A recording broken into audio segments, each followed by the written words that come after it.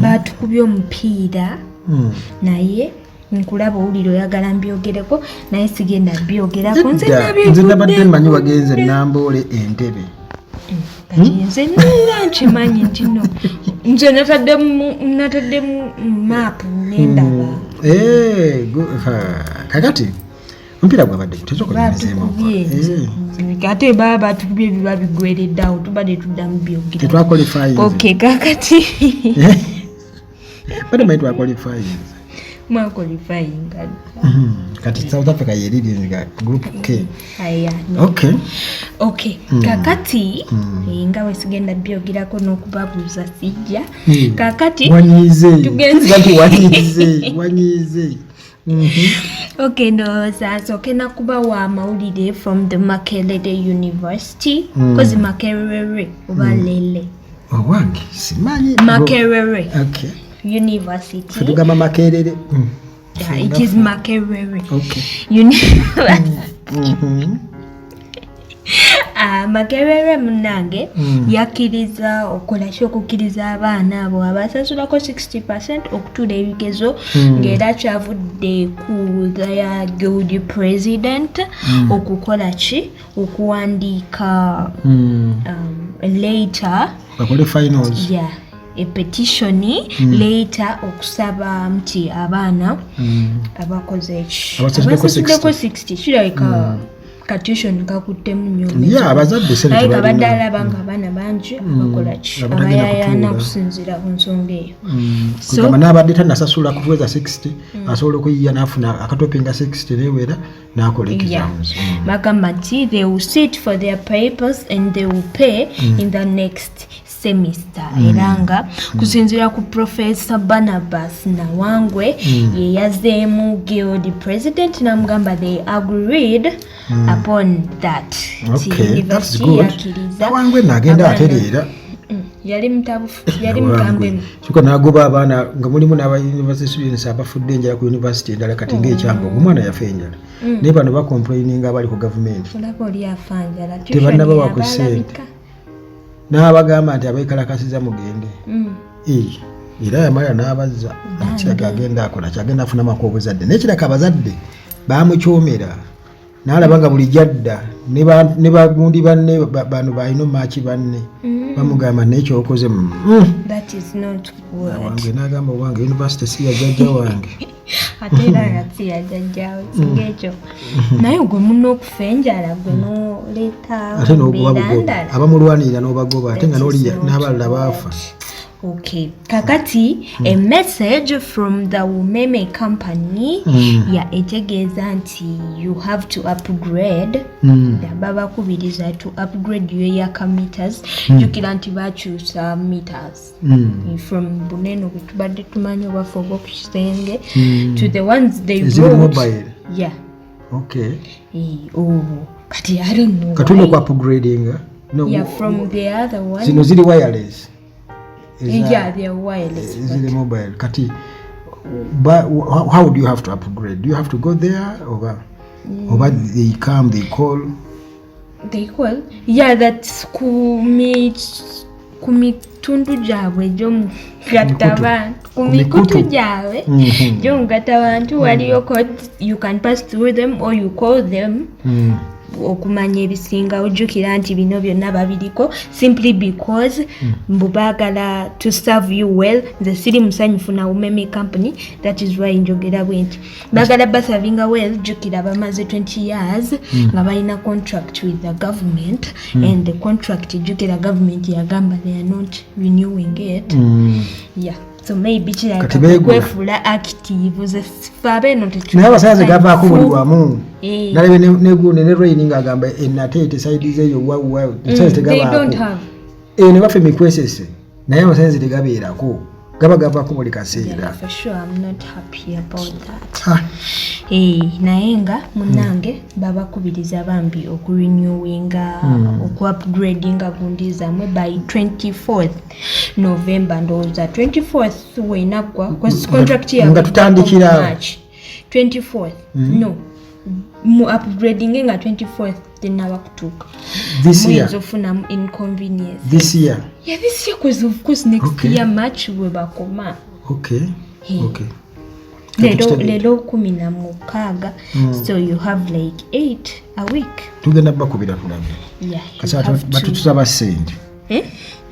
Kasaba batutusaba sente. Okutupa kwero balimu. Baze batupapya tugirege tusatuwe. Bagende kugira bati.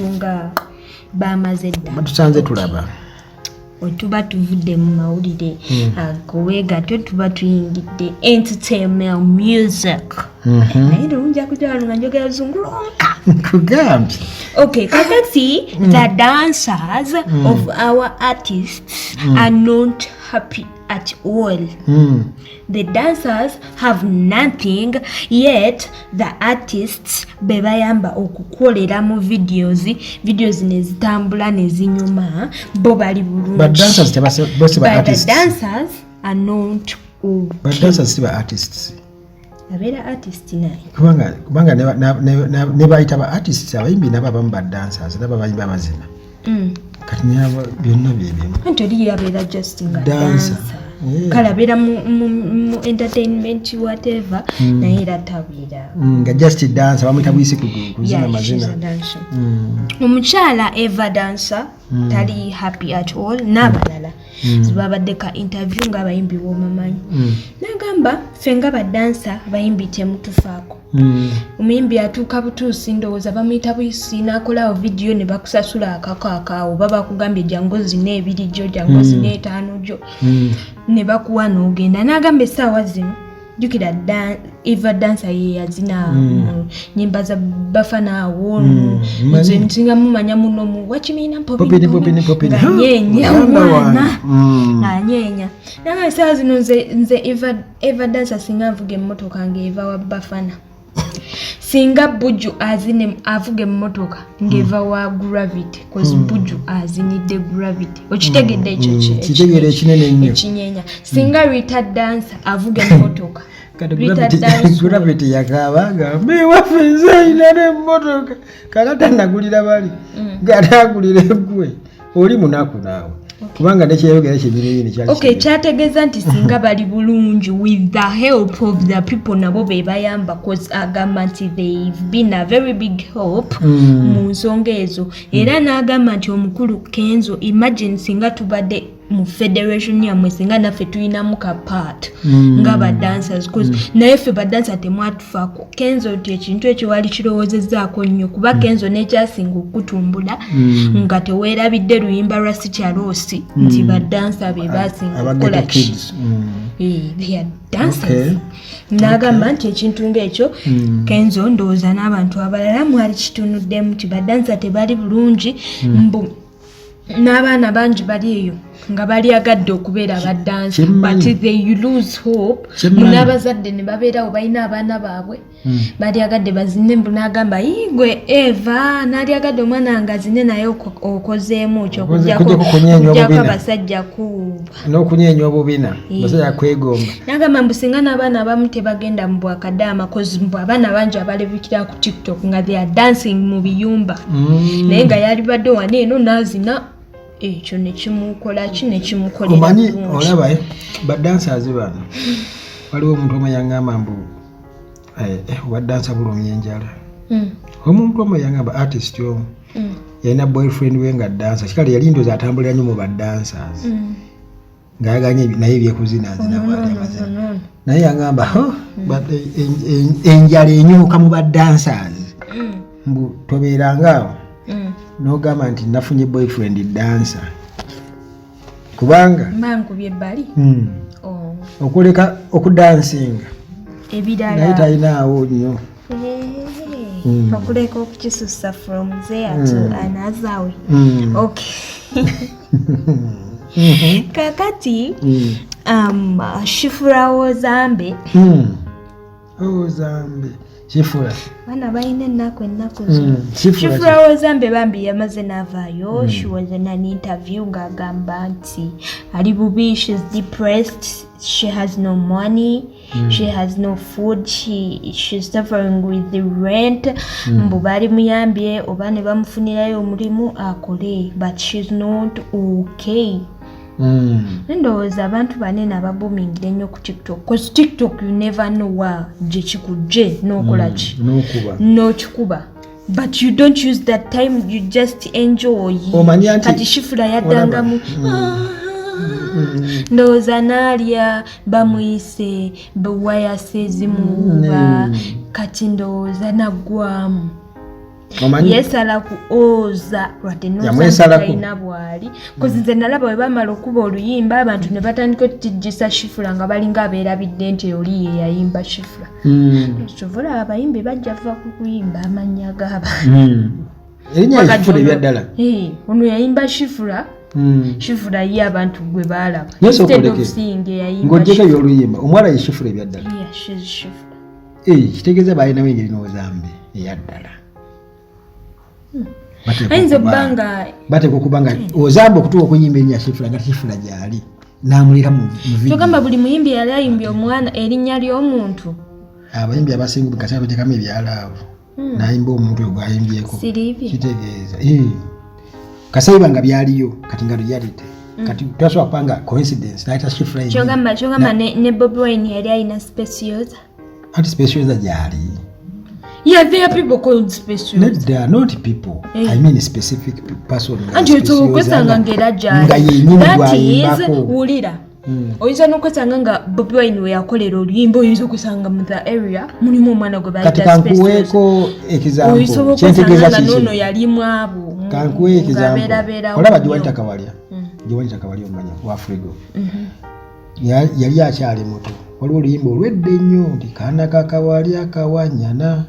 Kana kato kawombeefu eri wamala yaluyimba oluyimba olwo eri wamala yali ategeeza Jiwanita Kawalya nti okitegeera yali akyali muto nga bw'onojja wano n'osanga Kashimu Kato ng'oli mukwano gwange n'okayimbamu oluyimba kitegeeza kaaliyo kati kitegeezera osobola nga Shifra it was a different thing nga mumanyi bumanya okitegeera kale so bw'obanga kibadde kiwalaawo nga we bakolera nga weekiri oyo Ozambe nga we namulaba n'akola ki n'akola bw'atyo kakati nga Shifra Ozambe waali mu nsonga ezo eza TikTok ndowooza kampiseewo n'ono omuvubuka abadde ku TikTok these past few days ngali ku Mama Fina what and what omuvubuka oyo bamukutte oze Mama Fina namukase bwendi nemukola bwendi like ebigambo ebitagasa ebyesita yakoze iki ate nga sina mutegeero yabadde ekintu yagambye yayogedde ku Mama Fina Mama Fina nekikwata nekikola bwendi nakikola bw'atyo naye nga byaliyo yakikola bw'atyo kyogamba nabajja okuvuma Museveni nti olinga gundi yabadde avuma buvumi oba yabadde atukubira kafaananyi nga olaba oli batukubira kafaananyi ka full figure yamuzaalamu omwana n'agira bw'ati kyabadde ategeeza Mama Fina Mama Fina neyeegaana nawe obeera okirabirawo nti nkirabirawo you don't know people. Wait, before nga tunabagenda that fun mode, let's get to this point. Omuvubuka nga olaba bano nga bavaayo nga avuma oli just because anonya likes. So nono kwekuvaayo okweyogeza Mama Fina namukoze bwenti nemukola bwenti like such stuff. Mama Fina n'abyegaana nabyegaana oyo mumaze naye nga TikTok egenda kusibya abantu yamukoze ki ebigambo byamugambye byeyamugambye you make your own research oli mawulire anti yogerayo kimu ekitagire ekisasamaza namukola ki tewali kitasasamaza kyova yasige nabyoge namubikkula nayo njimaze namubikkula TikTok njimaze naye oba ki oyagala nnyo ebintu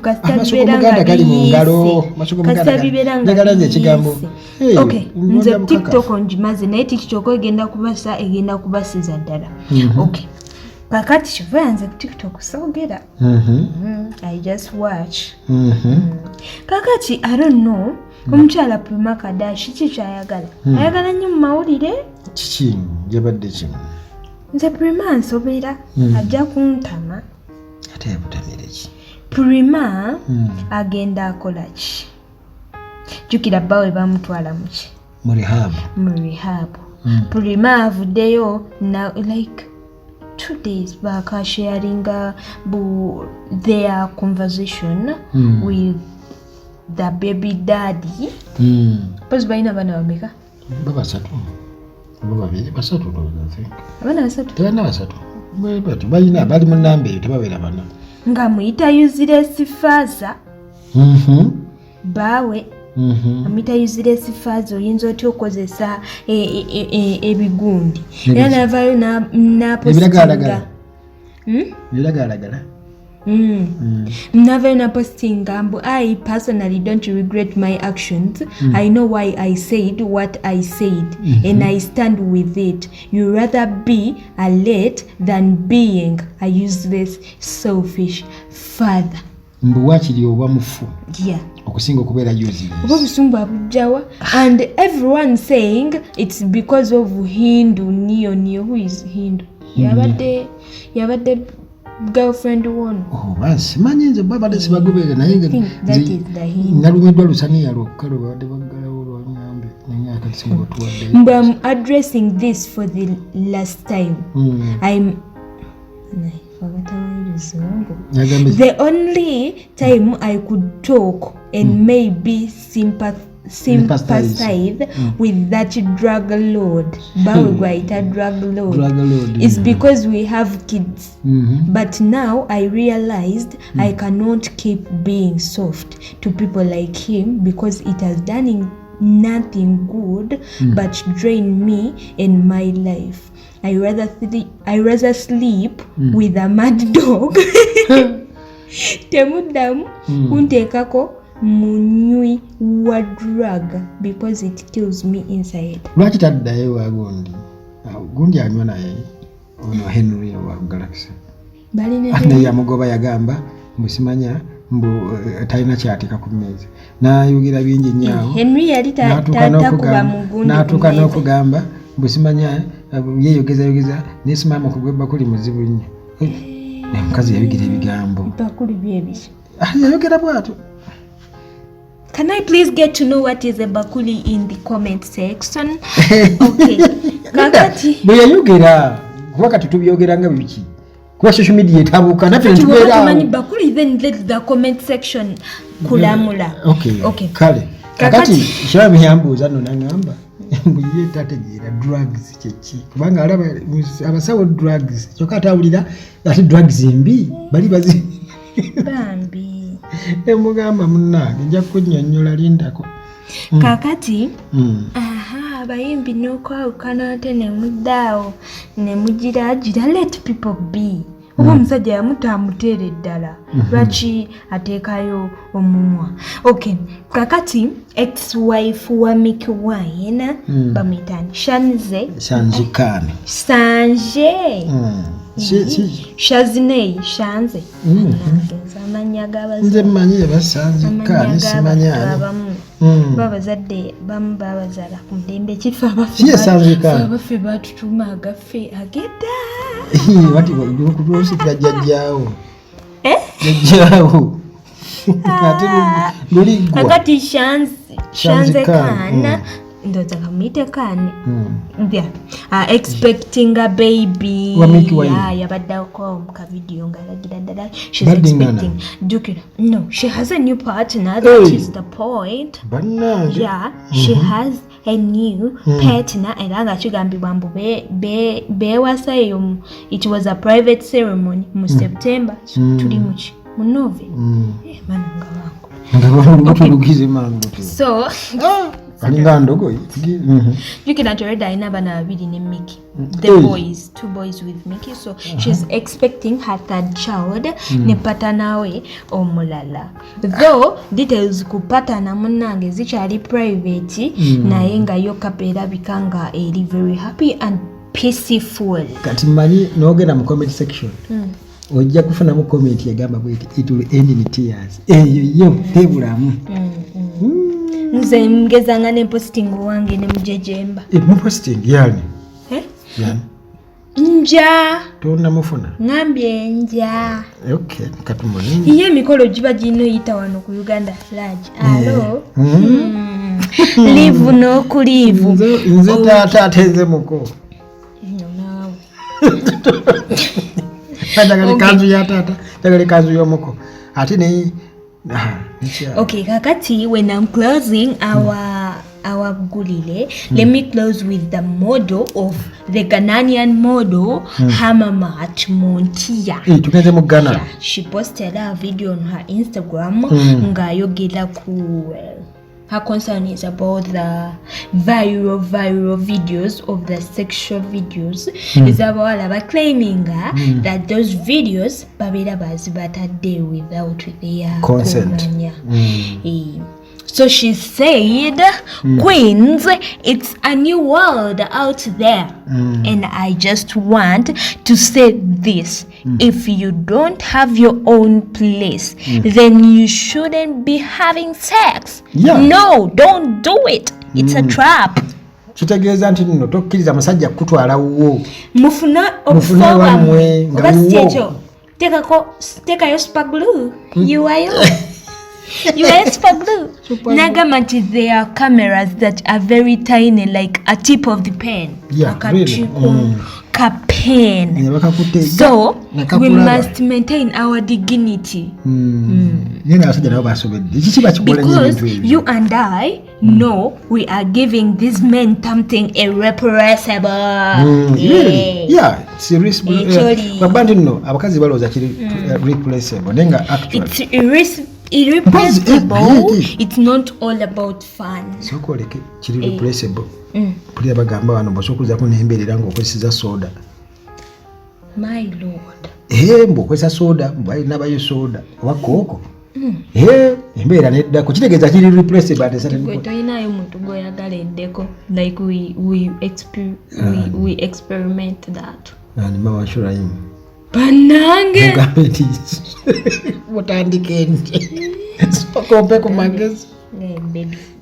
Kati tutandikeyo kana kazanyo. Kale singa bakuwulira. Kati ngwangamba mbondo tsinayo mundu. Okay, kakati ndowooza Hamamat kyagezaako okutegeeza ati abakazi ndowooza era ekiba kiddako okukola kikuyiga kwekolera. Kwekolera osobola ofuna ewuwo. That is kitegeeza mwe mu bugendo otandika okuyinviting. Yeah. Labano gundi CDC yagamba. You get your place. So that's why wamma basajja erudda they fear these ladies ababeera parenting. Era nga n'abazadde baffe abamu they don't advise us kufuna buwe. At least oli wamanya nti oba obeera n'abaabawo. Yeah, that is also naye nokubonye. But baba balowooza musumba. Naye ng'oboolere kino era advise njiwa basajja. Musajja munanga mpuliriza. Toyagala togendanga mu nyumba y'omukazi. Nti omukazi apangisa. Mbwogendeyo. Njagala okubuulira bajja bakubirayo amasasi. Bajja bafumitira y'ebiso. Kuba yajja kugamba tewali yayombye n'oli mbwayagala kukusanga shield. Mbu tewali bizinenze nepangisiza ngola. Ogenda okutuuka eri kumba atya n'oli akyamwagala. Ono agenda okujja amuyita onaggulawo. Ogenda okukagala tebakukubya amasasi. Nego mukabya yankubiranga obuyimba omwenzo omusiru. Ayenda kulusero lwendwa. Byobadde yogera byekanzijjukisa. Enda bwe. Yawalamba ceiling.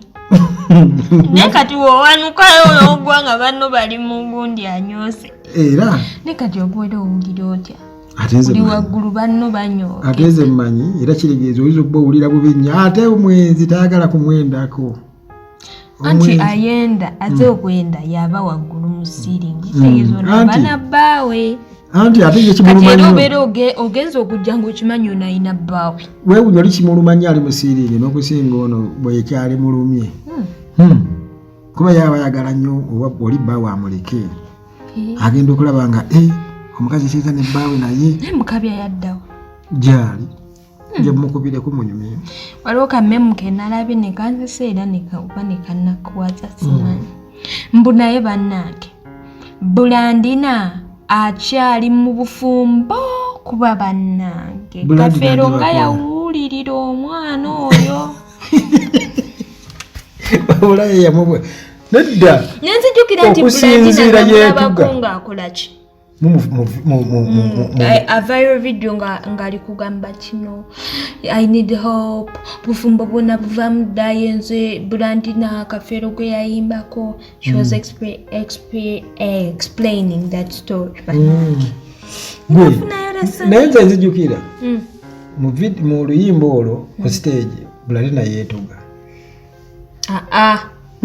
ku stage era nze manyi byakomawo ku stage kasimanyi ku stage nga baluyimba ku stage over the ku stage nga baluyimba nga baluzannyawo ku stage nga wali Kafeero ng'akyali mulamu then you just yali kati yali gwe kenyini wangambye anti nkugambye bosi ng'ojja kuŋŋamba kozi kubanga nange jesimanyi Blandina era oli gwe bayimba bwe yali afaanana naye ng'eyavaayo n'agamba nze Blandina wa Kafeero ye yali takyali mufumbo so yabadde yeebuuza Blandina bamubuulirira akyali mu bufumbo Blandina omusajja yamulekawo oba yatugamba mbu omusajja yakizuula mbu taata bye yali oba ayimbye mbu mwana wange sinze ekitaawo byali bituufu baalabagana ne gundi byali bituufu yali muwala wa Kafeero byaddala ate nga yagamba si mwana we nedda sokoleke it was a real story gwe twala eri obimanyi naye weekoze sokondeke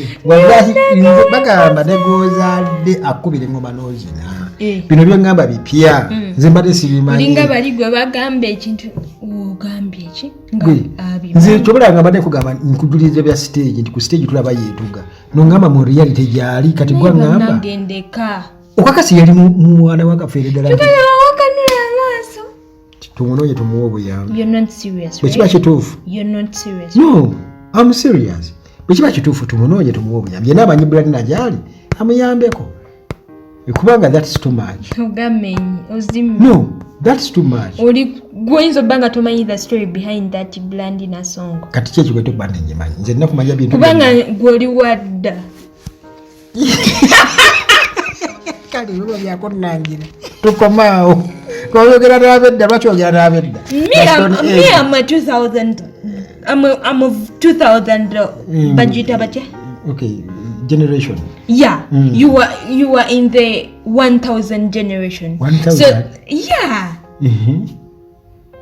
kati ofaaki nga tutulabye tulina abaana ba 1900 na ba 2000 right mutulaba bwe mutyo wulira kati baba 1900 gwolina wa 1700